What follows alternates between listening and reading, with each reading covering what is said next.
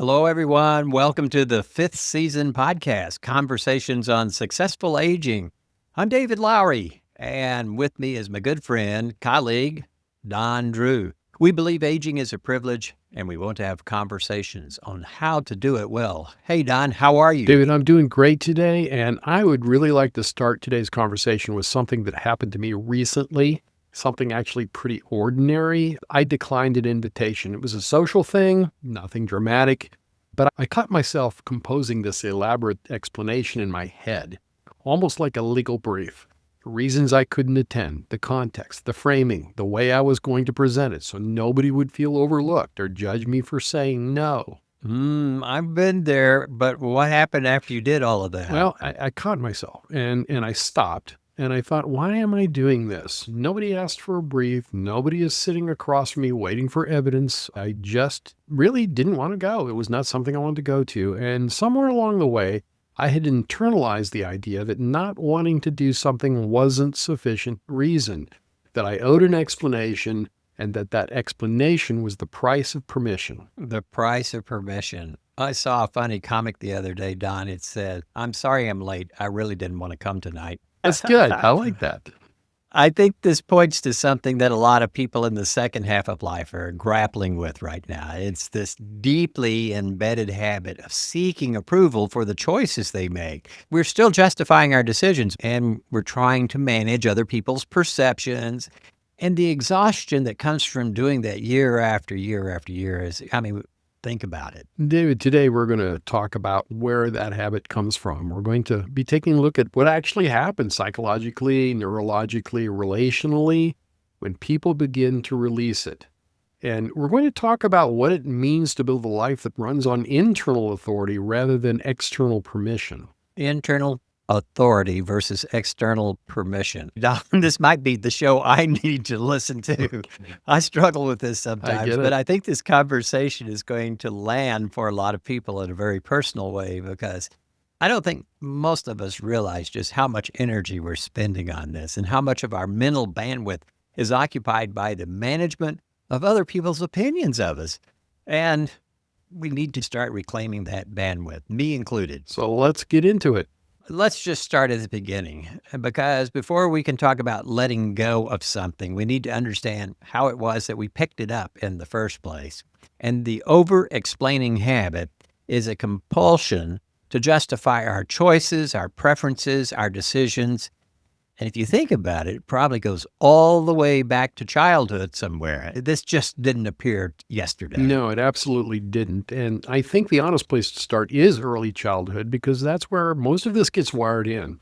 For the time we're really small, we learn that our choices are subject to review. A child says, I don't want to eat that, or I don't want to hug that person, or I just don't feel like it. And almost immediately, an adult is asking, why not? Or telling them that's not a good enough reason, or communicating explicitly or maybe even implicitly that the child's stated preference is somehow insufficient on its own. We learn so many things when we're very, very young. One of them is that no has to be explained, and that our preferences have to be defended, that we can't just not want to do something. We have to have reasons for not wanting to do something, and that simply wanting or not wanting something isn't enough reason. Right. And that pattern we're talking about gets reinforced through school, through families, and as we get older, through workplaces and relationships. We learn that the way to be accepted, the way to avoid conflict, or the way to stay in good standing with the people around us is to keep providing explanations. Keep giving people the reasoning. Keep giving them something to approve of. There's a neurological dimension to all of this that I think is worth naming, because what we're really talking about underneath the social behavior is a brain's threat detection system. We have this red alert that goes off in our brains.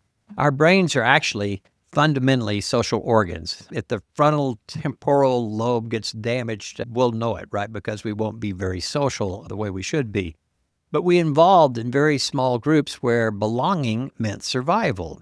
And social exclusion, if you got cast out of the group, for instance, that was an existential threat. That meant you aren't going to last very long. So I don't think our brain has really fully updated that programming. We need brain 2.0. That's a great point. Disapproval doesn't just feel uncomfortable at a deep pre-rational level. It can actually feel like danger. Yes, we have a thing called the amygdalas. I call them my MIGs. They fire off, and that's like danger, danger, danger. And this is why the reaction to social disapproval is so often disproportionate to the actual stakes.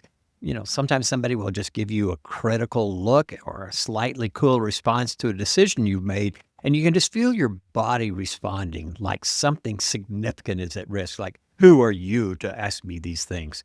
Our cortisol raises, our heartbeat increases. The urge to explain, to clarify, and to fix this perceived breach takes place. So over-explaining becomes a kind of protective behavior, a way of preemptively managing the threat of disapproval. If you give enough reasons, good reasons, logical reasons, or defensible reasons, then you can't really judge me. You have to accept what I've decided. Yeah, and you could have been raised by parents like my parents who tolerated no disapproval. If they said jump, it was always how high. And if they said get in the car, you better get in the car. Now, today, all of this judging and explaining our judgments is exhausting because it means you're constantly running a little background computer program, constantly monitoring how you're being perceived and constantly anticipating judgment and preparing your response to it. David, I think we had the same parent.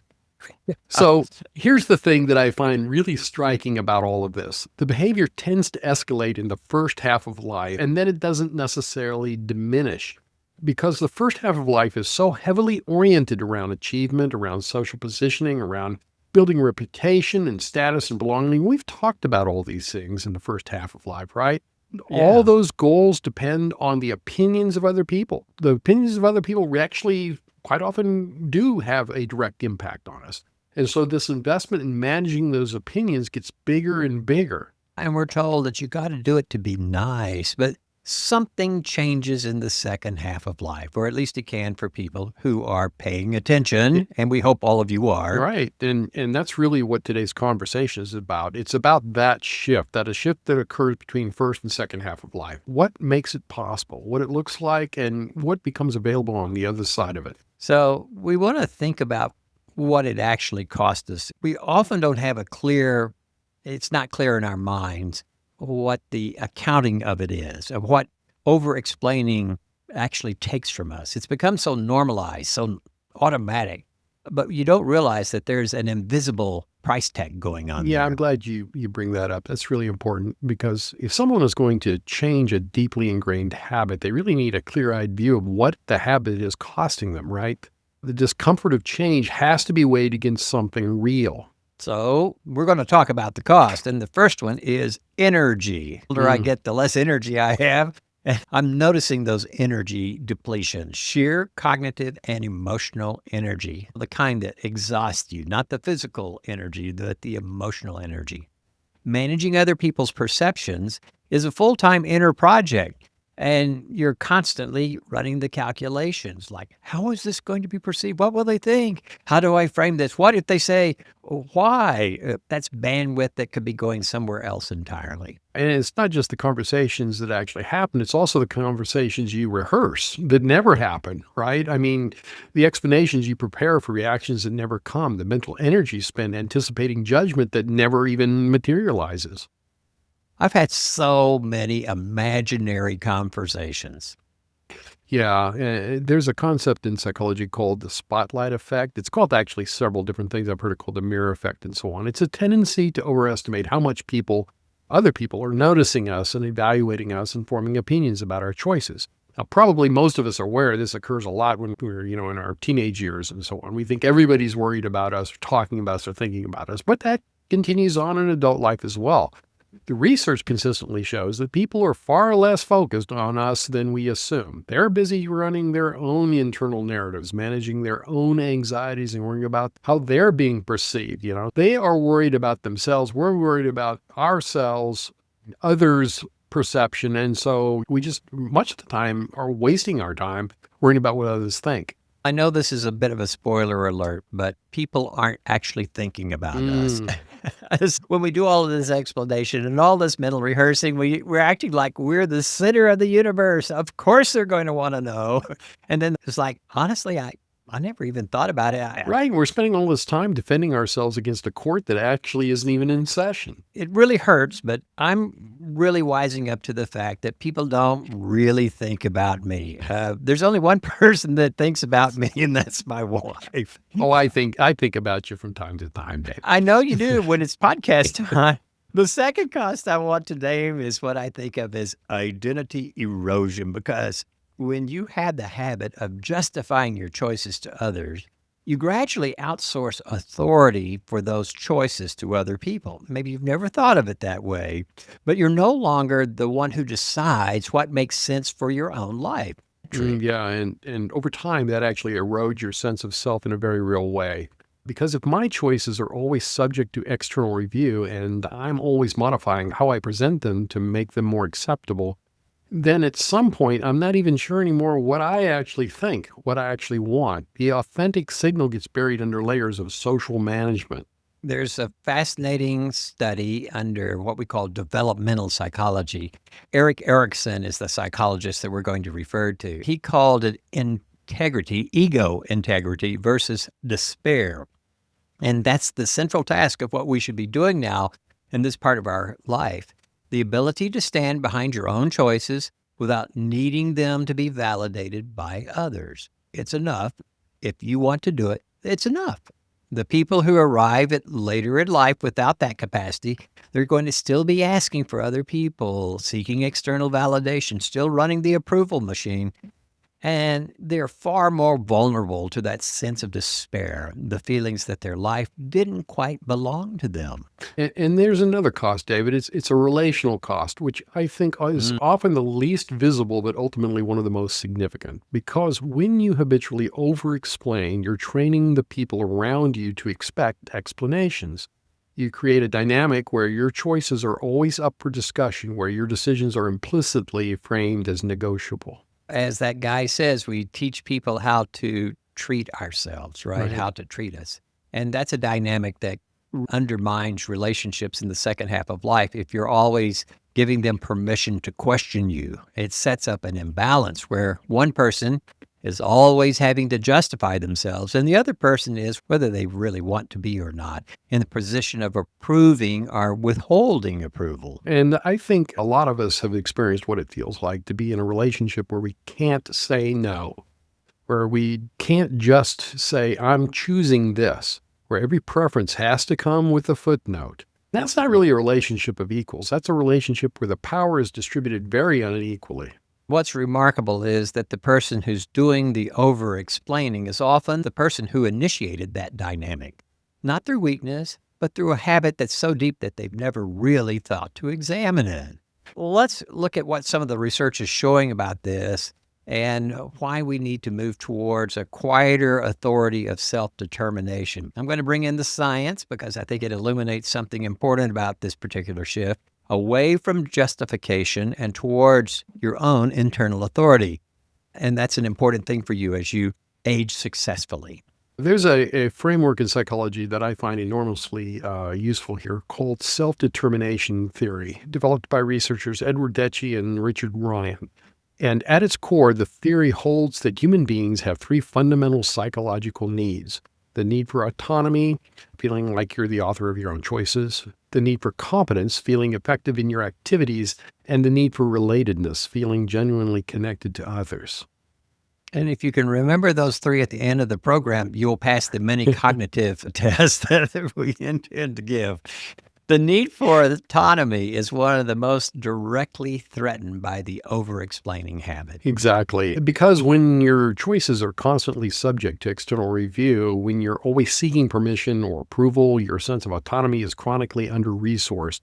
The research shows that when the need for autonomy is frustrated over long periods of time, the psychological consequences are serious. Increased anxiety, decreased well-being, and diminished sense of vitality and engagement with life. But when people are operating from a strong sense of autonomy, when they feel genuinely self-authored, that means making their own choices, the benefits are really remarkable. They have a greater life satisfaction, They have better psychological well-being, more resilience in the face of difficulty, and more importantly for our conversation about aging, they have greater cognitive engagement and vitality. Yeah. There's also research on what's called the authenticity well-being connection. Studies consistently show that people report high levels of authenticity, meaning they feel their outward behavior reflects more genuine inner experiences. And they report significantly better psychological well-being, more positive emotions, better quality relationships, and even better physical health outcomes. So the important thing is who shows up as they are on the inside is better than someone who's always offering excuses. That person is not only happier, they're healthier and measurable biological ways. There's also a developmental dimension to this that I find really compelling. The psychologist Carol Reif, who has done some of the most important work on psychological well-being across the lifespan, identified autonomy as one of the 6 core dimensions of well-being, and her research found that autonomy actually tends to increase with age. It's one of the areas where older adults consistently outperform younger ones, but, and this is critical, that increase only happens for people who are actively cultivating it, for people who make the conscious choice to step into their own authority. Yes, it's for people who stop explaining themselves, but it's also important for us to stop demanding explanations from other people. Let's talk about this turning point that we need to get to about what's going to shift and why, because the shift doesn't automatically happen just because you want to stop making those justifications. You just don't wake up one day and stop seeking approval. There's usually something that causes you to think, hey, I need to stop this. That's exactly right, David. And the conversations that I have either had or the research that I've reviewed says that there's a few common catalysts. And the first is loss. And I don't mean in a narrow way, significant loss. The death of a parent, the end of a marriage, a serious health event, the departure of a child into their own lives, all these have a way of stripping away the peripheral. When you're in genuine grief or genuine confrontation with mortality, the question of whether your coworker approves of your weekend plans suddenly becomes very small. When we're faced with those sorts of things, we learn that we have to make our own decisions and go our own way. That's one of the reasons we often see this shift happening in midlife and beyond, not because people are older, but because they've accumulated enough loss to have recalibrated their priorities. Imagine if our listeners think about it, there's probably some person in their life that had a big hold on them. They found like they always had to explain themselves. But when they passed away, that wasn't a requirement anymore. The second catalyst I'd name is the accumulation of exhaustion.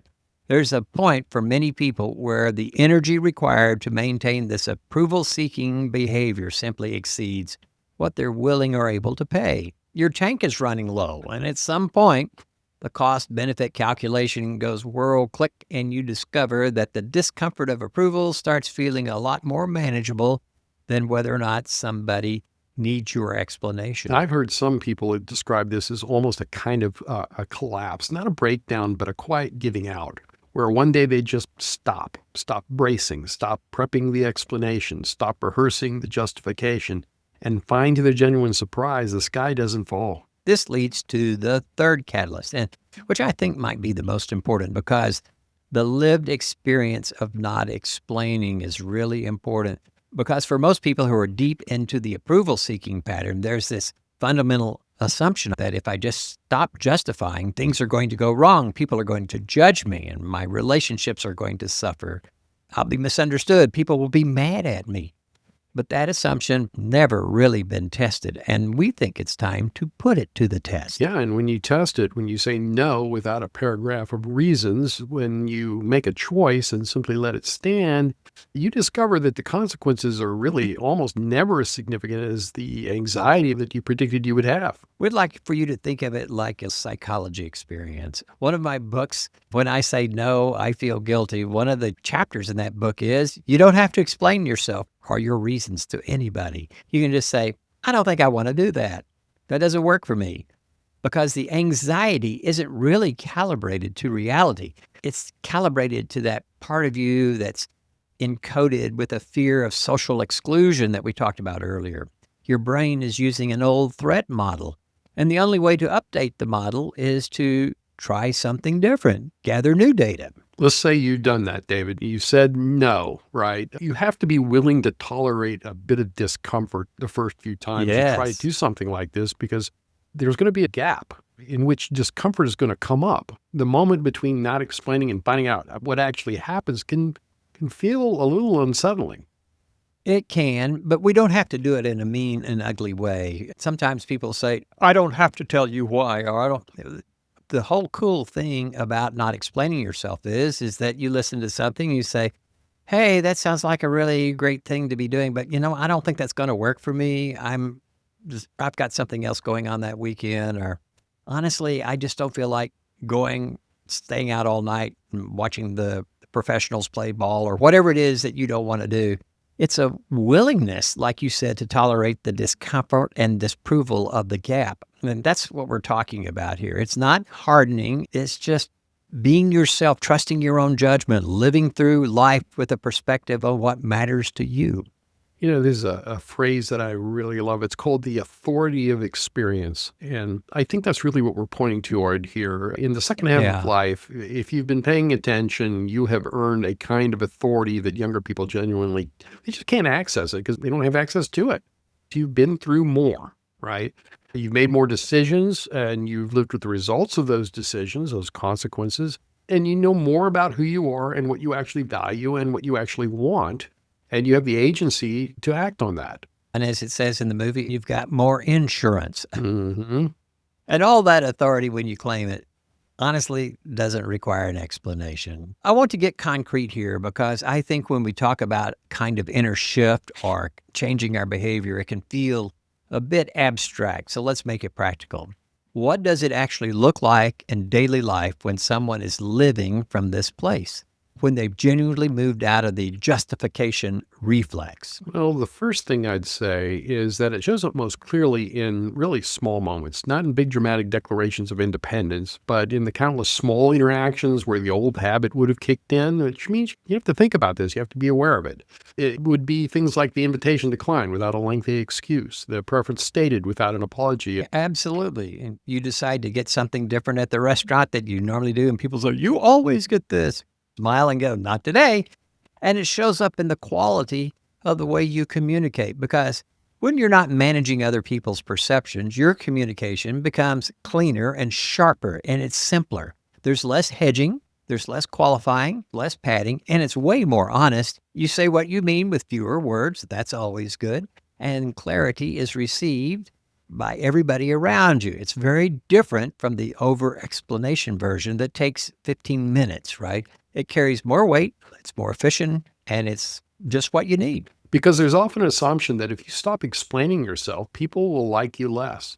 They will feel dismissed or disrespected. But from what I've observed in my own life and the lives of the people I know who made this shift, it's often quite the opposite. People will feel respected. People feel more respected when you give them a clear answer than a carefully managed one. That's so true, Don. The over-explanation can actually communicate a lack of self-respect. Have you ever thought about that? Just the lack of respect it shows when you're spinning all these reasons up to cover yourself. It can signal that you don't trust the other person to handle a simple truth. Right. When I give you 3 paragraphs explaining why I can't come to something, I'm implicitly suggesting that you need to be managed, right?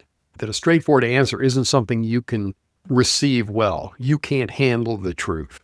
That I need to soften the pad and frame it carefully for you. And most people, if they're honest, would prefer just to be told the truth. We want to make a distinction here. We're not talking about being blunt and crude to the point of unkindness, or being dismissive or indifferent to other people's feelings. There's a significant difference between stopping your justification reflex and abandoning basic care for the people around you in life. So please don't get the idea that we're giving you permission to be a rude person. That's a really important distinction, David. And I think what separates those two things is intention. We do talk about the importance of intention in people's lives a lot on this podcast. The shift we're describing is motivated by self-respect and genuine peace. It's an internal reorientation. It's not weaponized. It's not contempt dressed up as confidence. The person who's made this shift sometimes is really warmer or more present in their relationships and not colder. because they're no longer burning energy on the approval status of things. They have more of themselves available for genuine connection. Last week, I believe it was, trust-rich relationships, right? Trust We rich. just had a podcast on that, and they actually deepen when both people are showing it up authentically, okay? When neither person is performing for the other one, when the relationship doesn't require explanation as an entry fee. I like what you're saying there, Don. I'd much rather the people in my life just tell me whether they want to do something or not. I can take it. You You can can just handle the say, truth. I could handle it, and I'll find something else to do with my time, or I'll find another restaurant to eat at. A relationship that requires you to constantly justify your experience isn't trust rich. And we're trying to develop a relationship where you can be you and the other person can be themselves too. And you like each other for those differences. One of the quiet gifts of this shift we're talking about is gradually releasing the over-explanation habit, is that it creates a natural clarification for your relationships. The relationships that can sustain you showing up without constant justification will grow richer. And relationships that can't handle it will reveal themselves for what they are. It really is good when people know what you like and what you don't like, and what you're willing to tolerate, and some of the things that you're not really going to put up with. Don, let's talk about how this actually gets cultivated, because I think someone could hear everything we've said and think, yes, I want that. I want to live from this place. But this habit, this wiring that you've talked about is real. And I don't know how to change all of that. Or It's important that we be honest about this switch and that it's not a switch that just gets flipped. For most people, it's a gradual reclamation of practice. And like most meaningful practices, it has both inner and outer dimension. We have talked again up in the past about the importance of paying attention and catching ourselves when you are over-explaining. so let's start with this inner dimension and the internal work that's going to support the shift. Well, the over-explaining habit is so automatic that most people aren't really even aware of it. The explanation is constructed and delivered almost reflexively before you've had a chance to ask whether it's actually necessary. So the first thing you do is you just take a pause, just a deep breath. Interrupt the sequence for a moment. Exactly. And in that pause, ask a very simple question. Is this explanation being given because it's genuinely serving the other person, or is it because I'm managing my anxiety about their judgment? That distinction is really important, because there are absolutely times when explanation is appropriate and caring. Then there's times when context really matters to the other person. You should know the difference, right? That distinction is everything, Don, because there are times when explanation is appropriate and caring. I couldn't agree more with you. There are times when an explanation is appropriate and caring, but there are many, many more times when the explanation is purely self-soothing. It's all about anxiety management masquerading as communication. That's what we have to break ourselves from. The second piece of inner work I'd like to name is the process of getting really clear on what you actually believe, what you value, and what you are saying. Because part of what makes the approval-seeking habit so sticky is that sometimes people aren't clear on where they stand on certain things or what's important to them. They don't have a clear, solid sense of what they think or value, and they haven't been operating so independently that they honestly haven't thought about it. I remember from my days in high school with science learning about how nature abhors a vacuum, right? And when you don't have an internal compass, other people's opinions fill that vacuum that's created. Their approval becomes a substitute for your own clarity. Let me give you an instance, Don, of something in my life where I've had to, at one point, my parents are gone now, but at one point I was happy to sleep on the floor when I visited my parents. I was young, I was a kid. They always said, hey, come stay at the house, and I always did. But one day I woke up and I realized I have money. I can sleep comfortably in a hotel. My parents don't have a room for me. They don't have a bed for me. And my parents wanted me to spend the night desperately and sleep on the floor. And I just had to say, I'm going to see you tomorrow morning, but tonight I'm going to get a really good night's rest at the, Motel 6 or whatever it was. And I can remember how they, just hounded me for reasons and explanations. And I just had to learn to say, I really need a good night's rest tonight, and I'll see you guys first thing in the morning. I'll be here for breakfast But we have to learn to stand up for what's important to us. So if you don't want to sleep on the pull-out couch and you want to stay in a hotel, or you just want to have a place to get away from when it starts getting into your space, you just got to take a stand. The third piece I'd like to talk about is self-compassion, because I've seen some people try to make this shift from a place of self-judgment, criticizing themselves harshly for being approval seekers, shaming themselves for years they spent over-explaining, and that doesn't work, and just replaces one form of harsh internal scrutiny with another. The shift we're describing is gentle towards yourself. It's developing more peace with yourself, more compassion for yourself. Doing what works for you is self-compassion. That's really what we're into. It's the recognition that you've been working hard for a very long time to be acceptable to other people, and you don't need to do that anymore. You're acceptable just the way you are, and people are going to either appreciate that or not, and if they don't, that's really not your problem. So approaching that recognition with warmth rather than contempt for yourself makes it all sustainable. You got to be your own best friend. Yeah. You know, Kristen Neff is a researcher that has been looking into self-compassion, and her research shows that people who treat themselves with kindness when they fall short or make mistakes are actually more resilient, more able to change, and more psychologically healthy than people who use harsh self-criticism as a motivational tool. The counterintuitive truth is that self-compassion creates more capacity for change than self-judgment does. One day you're going to realize that you've got to be your own best friend and inner advocate. You've really got to do that. And the inner work is to learn how to notice the impulse to go the other direction.